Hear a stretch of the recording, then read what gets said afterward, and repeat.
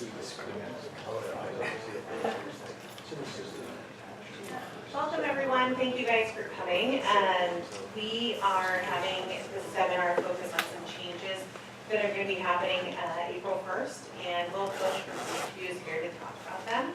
If you haven't signed in, please sign in on the sign-in sheet. We will have this seminar recorded along with this PowerPoint presentation available on Typeable as soon as we're able to get that up. So we'll let you know later. All right, Will, thank you. Thanks, Emily. Good afternoon, everyone. Happy to be here today to talk to you about some really great changes that are going to be taking effect at the beginning of April. Has anyone seen me present to you before? Couple? One? Okay, super. Just wanted to get an idea of what I need to cover with you. So, just to give you an idea of why I'm here is periodically I like to come out on a quarterly basis to talk to participants about the 403B plan and changes that are taking place, as well as the investment environment can, in an increased volatility perspective, cause individuals to question how they're invested and potentially move them out of the allocation that they've set forward for themselves. And so what we want to do is just make sure that you're informed such that any decision, any action that you make is an informed decision as opposed to kind of just a knee-jerk reaction to, in this case, volatility. But today I'm very happy to talk to you about some changes that are going to be happening with regards to how fees are paid in the plan. And then we'll talk a little bit about the options that are available to you. But first, what I'd like to do is talk to you about the team that's comprised to manage the 403B. The first is the Monterey Bay Aquarium Benefits Committee, and that's comprised of Teresa Mary, Troy Grande, Richard Dole, and they are the ones that, with our assistance and Fidelity's assistance, make decisions to really make this a super benefit to you, the participant, and to really make it as easy as possible for you to contribute to the plan and invest in the plan such that when you reach retirement age that you'll have sufficient income to maintain the standard of living that you become accustomed to over the course of your life. Okay? The second player is SageView Advisory Group, and that's the company that I represent. We are a registered investment advisor. We're fee-based, meaning that we're not making any decisions based upon commissions or anything like that. We're a 321 fiduciary, which means that we're sitting on the same side of the table as you, the participant, and then also the investment committee, because we're on the hook for the investment recommendations that we make. We put it in writing. Okay. And then obviously you're familiar with Fidelity. They are the plan's record keeper, meaning that they are the ones that make sure that how you've selected money to go into the plan and how you've invested, they ensure that those contributions are invested per your allocation. But then they also make sure that the plan is administered correctly. So there are a lot of regulations set forth by the Internal Revenue Service and then also the Department of Labor to ensure this plan is administered fairly, meaning that it does not advantage the highly compensated individuals relative to the non-highly compensated individuals. And then also to make sure that all of the tax filings are maintained such that it can maintain its tax qualified status. Okay, so remember, when you make contributions to the plan, it reduces your taxable income. The money grows tax deferred, and then when you take a distribution of retirement, it comes out as taxable income, which is different than if you were just to take some money, dump it into a savings account. You would have to pay taxes each year. You wouldn't see any tax benefit on the money contributed, right? So there are some rules that are associated with that. And then Trucker Haas is the plan's ERISA attorney. In whole, those are really the components that make sure that this is a great benefit and continues to be a great benefit to you as a participant. From the standpoint of the plan highlights, when are you eligible to enroll in the plan? Well, that's immediate. So once you start on with Monterey Bay Aquarium, you're eligible to start contributing into the plan. But in order to make sure that you get into the plan, the committee has decided that they would adopt an automatic enrollment component to the plan, meaning that once you're hired on as Monterey or at Monterey Bay Aquarium, they're going to automatically enroll you at 4% of your compensation unless you proactively opt out of the plan. So this is really turning procrastination on its head. So it's typically, what we find is that participants, are eager to join a 401k plan, but life gets in the way, right? So sometimes we don't necessarily join the plan when we're eligible because we just don't have the time to do the due diligence, figure out how much we want to contribute, and make the investment selection. So Monterey Bay will automatically enroll you unless you choose to proactively say, no, I don't want to be in the plan, which is great because I've talked to participants over the course of my career who said, I really wanted to get in the plan, but just due to time constraints, it took me 2 years to get in the plan. That's 2 years of saving for retirement. Okay. For those individuals that have been automatically enrolled after March 1st, 2017, your contributions are going to be increased by 1% annually, up to a cap of 10%. So this is really a great thing because it means that each year you're contributing 1% more of your compensation to the plan. Now, just like the automatic enrollment, you can always choose to proactively opt out of that automatic increase. So don't think for a second that you're not in control of your retirement savings. You always are. You can always stop at any time that you wish. For 2019, the amount that you can contribute to the plan is $19,000. That's up by $500 from 2018. And if you're going to be age 50 in 2019, even if you're 49 now and your birthday falls on the 31st of December, you're eligible for that catch-up contribution, which is an additional $6,000. Okay? So that's a good thing. Now, from the standpoint of changing your contributions, you can do that at the beginning of each payroll. But I'm just going to take the liberty of speaking for the payroll department. Try not to change it too often. It creates a lot of changes that payroll has to comply with in order to do it. So it may take a couple of paychecks in order to become effective, but just be assured that there's a lot of flexibility in terms of changing the amount. You may have heard that there is a loan option available to you as a participant. That is where you want to take money out of the plan to pay for whatever. There is no underwriting requirements. This is your money. So if you do choose to take a loan, you can take money out. It's based upon $50,000 or 50% of your account balance, whichever is less. Okay? So in order to take out the maximum $50,000, you would have to have $100,000 in the account.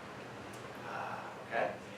It's important to know that you can have the loan period to be 5 years. If you're going to use the amount to purchase a primary residence, you can stretch that out longer. If you do take a loan out, realize that if you sever ties with Monterey Bay Aquarium for any reason, you're going to have until your next tax filing date to pay the loan back in full. Any amount outstanding after that becomes subject to taxes at your ordinary income tax rates. And if you're younger than 59 and a half at the time, it's going to be subject to a pre-retirement penalty. So that's 10% on the federal side, 2.5% state and local excise taxes. Okay? So not so great. Okay. Now you also have access to what's called a hardship distribution. Hardships are just exactly what they entail. If you're facing a situation, eviction or foreclosure on a primary residence, you have health care expenses that are not covered by insurance, you're looking to go back to school to get that post-secondary education, you can actually petition the plan for a hardship distribution to pay for that expense. But unlike the loan, where there isn't an underwriting process, you don't have to qualify for it, the hardship you do. Okay? You actually have to prove to them that you're facing eviction or foreclosure. You would show Monterey Bay Aquarium the notice of default or foreclosure or the eviction notice. Or if you're going back to school, you'd have to present the plan with the receipt for your tuition and books. Okay. But if you're approved, you can take money to pay for for that hardship. Key here is that it's going to come out as taxable income, and it's going to be subject to the pre-retirement penalty if you're under 59 and a half. Okay. So not the best way to get access to cash, but in some cases, it's the only option available to you if you've exceeded the loan option. Any questions on that at all? Yes? So with the terms of the loan, since you have a 5-year max, you have to pay that back by? 5 years. It'd be Right. amortized over 5 years. Right. It's taken through a payroll deduction. So your repayment terms, how, does that start almost immediately, that you begin that payment and then it comes out of your bank account, so that's post-taxes? It wouldn't come out of your bank account, it would come out of your payroll. No, So, actually, well, it does come out of your bank account. comes out of the bank account? Mhm. Okay, That's interesting. what I was told, so that's post-taxes though. Yeah, exactly, and you're onto something right there. So, remember, when you take this money out at retirement, you're gonna pay taxes on it, at least on the pre-tax side. And so if you take a loan, when you pay the loan back, you're gonna be using after-tax dollars to pay that loan back. So think of it as double taxation, which it is. So, remember, whenever you take a loan, the proceeds come out of your account, it's also out of the market. So, in these years that we've seen, the last 10 years, where the market's pretty much been up each year, with the exception of last year, you're missing out on market growth as well. Did that answer your question? Yeah, just to clarify, when you do take that distribution, that loan, I was told that that is non-taxable, that's what you said? So when you take the loan, it's not going to be taxed Right. by virtue of the fact that it's a loan. Right. But if for some reason you default on that loan, you're not paying it back after it's deemed a distribution, subject to taxes and that pre-retirement penalty as well. Got it, thank you. Sure. Absolutely, great question. All right, so let's talk about the match that you have from Monterey Bay Aquarium. I was telling the group previously that I've been in this industry almost 20 years and seen a lot of plan design, and Monterey Bay Aquarium has a very generous match and contribution. And so the way that it works is, since you're automatically enrolled at 4%, they're going to match you dollar for dollar up to 4%. So right there, you're at 8%. And then if that's not enough, they may make a contribution, and they have done so since I've been an advisor on this plan, of an additional 6%. So by putting in 4%, you get 10% for a total of 14%. And Fidelity and Vanguard, two fund shops that do a lot of research, have stated that anywhere from 15 to 20% is what you want to save as a participant in order to replace the income that you're making today and maintain the standard of living you've become accustomed to. So it's just a very generous plan, and so take advantage of that. Now, from the standpoint of vesting, that's just another way of saying ownership. So you're always 100% vested in the amount that you contribute from your paycheck into the plan. But the employer contribution is subject to a vesting schedule of 20% over the course of 6 years. So this starts from your date of hire, not from the date that you join the plan. So from the standpoint of the contributions that Monterey puts in your behalf, it's going to be progressively yours the more time that you've been with Monterey, such that after 6 years, you're 100% vested. Are there plans to change that? Not that I'm aware of. Oh, the vesting schedule? Yes. We There, heard a rumor that it was going to go down to 5. yes, so there, I misspoke. That's okay. Yeah, so, yes, there is discussion that the committee is looking at the vesting schedule. Okay. Yeah, and that should be communicated probably at the end of the year. We're going to do it next slide. I'm sorry about that. Just kidding. Yeah. But, so what this means is that if you were to leave Monterey Bay Aquarium anytime before that 6-year period, you would actually have to forfeit back a portion or a percentage of the amount that is unvested. So let's say you've been here 5 years and you decide to leave Monterey Bay Aquarium. All those match dollars and all the contribution that's been put into your account, you'd have to forfeit 20% back. Okay. So you've been here 6 years, any amount that's been put in your account previously and all future contributions after you've reached 100% vesting, They're yours. I can't take them from you. Okay. Any questions? Yes? When will you see those updates reflected when you look at Fidelity and it shows you like how much is vested? Should you look for that like the month after your anniversary date, or is it like one time a year? When do they update the system so that you see? Right, so typically it's the calendar year, kind of year. So December 31st, I believe, is with this plan. So typically the first year would be anniversary date, and then after it's based upon whether or not you've worked 1,000 hours. Okay, so end of year or in January, see the change. Okay. All right. Any other questions? Okay, so up to this point, we've been talking about pre-tax contributions, right? So the money that you put in, if you're automatically enrolled, that 4% decreases your taxable income each year, so the W-2 that you receive would show a reduced amount. Okay, let's say you make $1,000 a year, you contribute $500 to the plan that year, your W-2 will say $500 instead of $1,000, which is a benefit. Okay, the money goes tax deferred, and then when you take a distribution, it comes out as taxable income. But there's now another option available to you that became effective on January 1st of this year. That's the Roth 403b. Now, some of you may have heard of a Roth IRA, right? This is very similar to that. So instead of using pre-tax dollars to fund the 401k or the 403b, you're using after-tax dollars. So you don't really see that upfront tax savings on the amount that you're contributing, right? The money grows tax deferred just like the pre-tax. But unlike the pre-tax, if you've held the money in the account for 5 years and distribution is due to death, disability, or reaching retirement age, the money comes out tax-free. That's a real benefit because it allows you to diversify your tax risk. Another benefit is that it allows you to qualify for this tax-free growth vehicle regardless of your income. So some of you may know that with Roth IRAs, if you make too much money, you're precluded from utilizing the Roth IRA. Unlike the Roth IRA, the Roth 403b allows you to put in up to $19,000 of after-tax dollars, or if you're age 50, $25,000 into this Roth 403b. Okay. No income restrictions, which is a real benefit. Now, the reason why I think that the Roth is so important is when we talk about the risks associated with retirement, we can talk about, are we going to live long enough to realize these dollars in retirement? Well, you can draw some inference from your family longevity, right?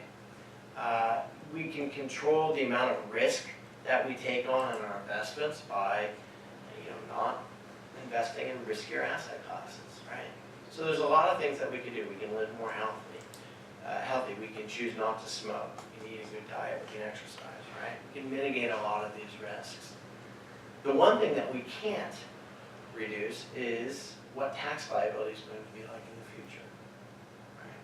So if you told me in 2016 that we were going to see a tax reduction in 2017, I would have said you're crazy. Right? We already have a huge deficit as a country. It's more likely that taxes are going to go up. But the fact of the matter is we don't know. It's a roll of the dice. And it's going to have a significant impact upon your retirement nest egg. Remember that, over the course of time, when we retire, it's possible that taxes could go up. And when we look at our retirement account balance at any time, rarely do we ever say, a third of this could potentially go to taxes. Right? So we've got $1 million in our retirement account. Little do we know that, close to, a third of that could go to federal government, and a portion of that go to the state government as well, in terms of tax liability. So the key here is that utilizing the Roth allows you to hedge that tax risk. So you don't have to contribute to one or the other. You can choose to contribute to the pre-tax or to the after-tax or both. It's up to you. remember that the contributions that Monterey Bay puts into your account go into the pre-tax bucket. So you already have 10% going into the pre-tax. So if you want to offset that, you can contribute to the Roth, or not at all. It's up to you. But it's a great way to hedge some of that risk. Okay. Yes? So, now with your 403B Roth, you're required to take an RMD, but it says you can actually roll it over into a regular Roth. Is there a tax consequence, like if you roll it, so you don't have to claim that as earned income in the year you roll it? No. So what that's doing is there's still a RMD, required minimum distribution. So in the pre-tax side, once you reach age 70 and 1.5, you're going to have to start taking distributions. That's the way that the government, in essence, recoups the amount that you were deferring for all this time. And that's the case with the Roth as well. But because this isn't a tax-free environment, you're going to just take a distribution and then you can roll that into a Roth IRA and keep it tax-free into perpetuity. So it's a great way to leave tax-free assets to your estate, your beneficiaries. You had a question?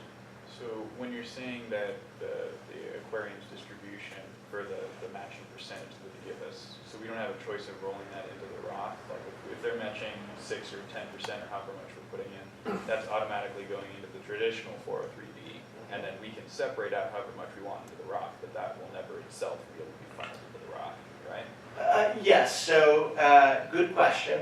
It gets a little bit more complex, and we'll talk about that during the Q2 education, but this plan actually has an after-tax contribution that is above and beyond the $19,000 or the $25,000 if you're age 50 or above.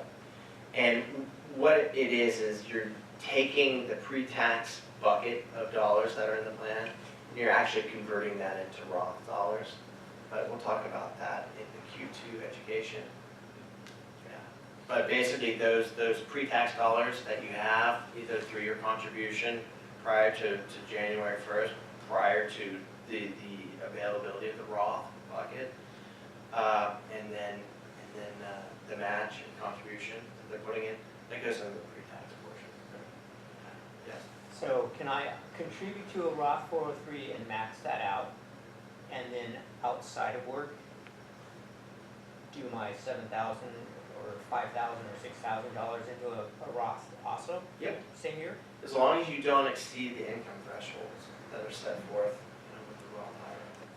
Yep. And I saw your hand go up too. No, between all of that, Okay. I got. Somewhere in the middle. Yeah, so the match basically, anything that's the aquarium's initial, their money regardless of where at is definitely going, but I can have my entire 10% or whatever that I donate, I'm not. So that's just clarifying. All of You're right. it goes. Okay, super. Okay, so let's get into what I really came here to talk to you about today. And that's the fact that we're improving the plan a little bit more for you guys. And that's really in tandem with the fact that, we meet with the committee on a quarterly basis. Now, we talk about the investments. That's primarily what we discuss. But we also work with the committee to work on plan design, because this is a benefit to you. It's there to, attract and retain you as a member of the Monterey Bay Aquarium team. And so the whole idea is that we want to make it as easy as possible for you to save and invest for retirement. But we also want you to be informed. So if I were to ask you, how much does it cost to be a participant in this plan, what would you tell me? Zero. Yeah, zero, right? Because you've never seen any expenses associated with being a participant in the plan, with the exception of the investment expenses. When you're in a particular fund, you see that expense ratio. But for SageView to come here and do what we do, and for Fidelity to do what they do, you've never seen an explicit cost, right? Well, the fact of the matter is all retirement plans have some cost component to them. But because you don't necessarily see them explicitly broken out, it's fair to assume that they're free. Well, from the cost perspective, Fidelity, who administers and record keeps the plan, actually has a cost. And you guys pay that. You don't know it, but you do.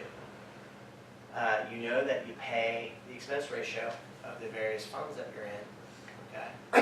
And then for our cost for SageView to work on this plan, that's actually paid by the aquarium. You guys don't pay for that. Okay? So you're telling me that there's a cost associated with the plan. I don't see it. How does that all work out? Well, within, and I would say that a majority of the 401k or 403b plan, the employer-sponsored defined contribution plans out there, most of the participants would agree with you. We don't pay any money because we don't see it. But the way that most 401k, 403b, or defined contribution plans are paid for is through the funds and expense ratio. So various mutual funds have different expense ratios. And the management expense ratio is A, and then on top of that expense ratio buried in there, there's what we call revenue sharing. You may have heard it called a 12B1 fee, or a sub-TA, sub-transfer fee. But the fact of the matter is you don't know the amount above and beyond the management expense ratio that's associated with that fund that pays for Fidelity's cost. And we feel that that's not a very good way of doing things because it's not transparent. And it's also not necessarily equal to each participant. Based upon how you're invested in your portfolio, you may be paying more or you may be paying less. So there's not necessarily fee equity there either. So the committee is very interested in making sure that there's full transparency, and that there is cost equity among the participants. Okay.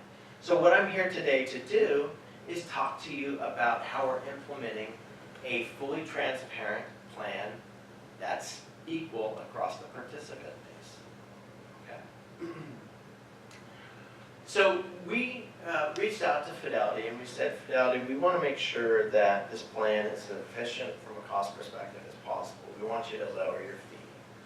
Fidelity or I should say the aquarium has been a loyal client.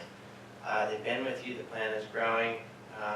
Sharpen your pencil and come back with a lower fee. So they did. You guys were paying 17 basis points, which is 0.17%. And they said, okay, we're going to lower it down to 15.5 basis points. Okay. And so with that said, we decided that we wanted to go to an investment environment where you were investing in the lowest cost investment share class possible. Okay. So you were informed a couple of weeks ago about some investment changes that are going to be happening on April 1st. Okay, a couple of weeks. So what we're doing is we're moving from this very non-transparent environment where you're paying for Fidelity's cost through the fund's expense ratio to a zero revenue fund lineup where your Fidelity's fee will be broken out and taken on a quarterly basis from your account. Okay? And the cost is 15.5 basis points on an annual basis, but we break it out on a quarterly basis of 0.03875. Okay? Now, what does that mean to you guys in a dollar perspective? Because we can talk about decimals all day and it doesn't make much sense. So let's talk about it from two account balances. Let's say you have a $10,000 account balance. Your yearly fee is going to be $15.50. That's in essence 15.5 basis points, okay, times 10,000. But it's going to be taken on a quarterly basis such that it's going to cost you $3.87. And you'll see that in the middle part of July, because remember, Fidelity charges in arrears. Okay. Now, if you had a $50,000 account balance, your annual fee is going to be $77.50. But broken out on a quarterly basis, that's $19.37. Okay. Now remember, the goal here is that all participants pay the same percentage fee to be in the plan. Now, if you were, say, in an index fund, and I'll show you this in just a second, but if you're in an index funds do not share revenue. Unlike the actively managed funds that are in the plan, in this case the Fidelity Freedom Funds, which are the primary vehicle that participants use in this plan, that shares revenue. So if you were utilizing a passive strategy, only utilizing the index funds, in essence, you haven't been paying historically your fair share of the plan expenses, which has been borne by those utilizing actively managed funds. Okay, so that's going to change. And so some of you will see your fees go down. Some of you that have been utilizing those index funds will see your fees go up. Okay, but remember, the key here is everyone pays the same percentage. So every quarter we meet with the committee to talk about the various funds. And so we take the opportunity to recommend that some of the funds change just due to the fact that we think that there's lower cost funds out there that are investing in the same investments, or that the funds have been on the watch list and we want to remove those funds and put in place a better performing fund. So what you'll see is in April 1st, some of the funds will be changing. So we've all heard of Vanguard, right? And Vanguard is known as being the lowest cost investment provider, right? That's kind of how they became who they are. But believe it or not, they are not any longer the lowest cost provider. So we looked at various options that are out there, and we thought we'd take advantage of some low-hanging fruit. Fidelity is actually the lowest cost index fund provider out there now. So where we could, we're changing out the Vanguard index funds to Fidelity. So you can see there that Vanguard charges 5 basis points for their mid-cap index. We're putting in Fidelity mid-cap index. Same investments, but just half the cost. That's an easy decision, right? JP Morgan small cap value, it's been on our watch list for a while now. And this was an opportunity to get rid of that fund, and we're mapping the assets to the Fidelity small cap index. The Fidelity International Discovery was another fund that was on the watch list, and we're taking the opportunity to map assets out of that fund, which was underperforming, and move it into the American Funds Europe Pacific Fund. Not only is it a better performing fund, but the cost is significantly less. You can see that Fidelity International Discovery was charging 77 basis points, think of 0.75%, and we're moving to the Euro Pacific Fund, which charges, let's call it 0.5%. Okay, so there's some cost savings there. But for a majority of the plans and investments, we're moving you from one share class. Yes? I'm sorry to interrupt, but just to be clear, if one is invested in any of these that you've listed, it'll be automatically That's right. shifted. Great. That's right. So you don't need to do anything at all. It's going to be automatically done. Great question. So as I was stating, that most of your fund options are going to be remaining the same. But what we're doing is we're utilizing the lowest cost share class available. So the way that we do this is we're choosing the share class that contains no revenue sharing. That component of the expense that was going to pay Fidelity is going away, and we're switching to an actual fee-based percentage.